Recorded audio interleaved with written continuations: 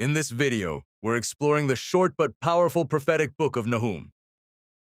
Written likely in the 7th century BC, the book is attributed to a prophet named Nahum from Elkosh, a town whose exact location is unknown. His message is a focused oracle of judgment against Nineveh, the capital of the brutal Assyrian Empire. For over a century, Assyria had terrorized the ancient world, including the northern kingdom of Israel, and now threatened the southern kingdom of Judah.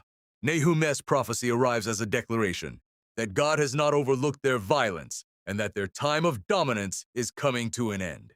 The book opens not with judgment, but with a profound poem about God's character.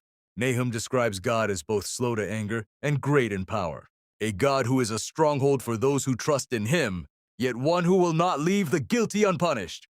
This dual description is crucial. While God is patient and a refuge for his people, his justice is an unstoppable force against violent and arrogant empires.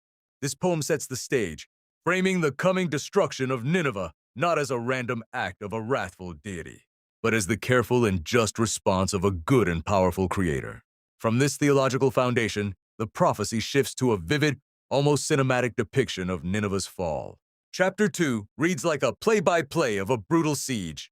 Nahum describes charging chariots raging through the streets, the scarlet uniforms of attacking soldiers, and the frantic, failed defense of the city's leaders. He paints a picture of chaos as the city's gates of the rivers are opened, leading to a catastrophic flood that dissolves the palace and leaves the once mighty city defenseless. The city that plundered the nations is now itself plundered, its vast treasures carried away. Nahum makes it clear why this judgment is deserved. He calls Nineveh the city of blood, full of lies, full of plunder, never without victims. For generations, Assyria built its empire through ruthless conquest, systemic torture, and the brutal oppression of its subjects. They were infamous for their cruelty, boasting of their violence on their own monuments. God's judgment is a direct response to this legacy of injustice. The downfall of Nineveh isn't just a military defeat. It's a moral reckoning for its endless appetite for violence and exploitation. And that's a brief overview of the Book of Nahum. It serves as a stark warning to all oppressive human empires, reminding them that God is a God of justice who opposes the proud and violent. But for Judah and all who suffer under such regimes, the book's name, which means comfort, holds true.